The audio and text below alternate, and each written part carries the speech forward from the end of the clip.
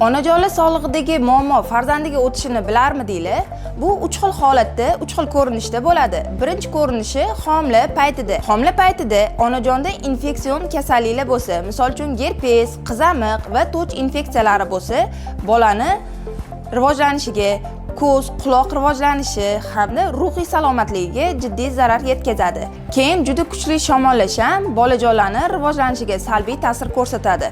Homiladorlik vaqtida iloji boricha vaqtida dorilarni ichib, vaqt shifokor nazoratida bo'lishni tavsiya qilamiz. Ikkinchi holatda bo'lsa, bu tug'ilish jarayoni. Tug'ilish jarayonida farzandinglarga qanaqa kasalliklar yuqishi mumkin?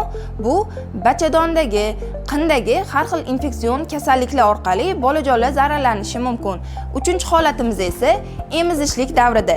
Emizishlik davrida bola ona sutidan bolajonlar onalar dorilarni juda ham ko'p miqdorda dozasini oshirgan holatda ichishligi va psixotrop dorilar ichganda ham ona sutidan bola zararlanishi va sog'lig'i uchun jiddiy zarar yetkazishi mumkin.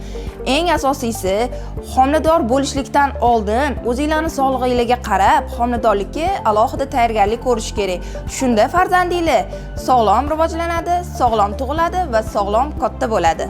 Bu videoni sog'lig'iga juda ham ko'p e'tibor bermaydigan befarq onajonlarga jo'natib qo'yamiz.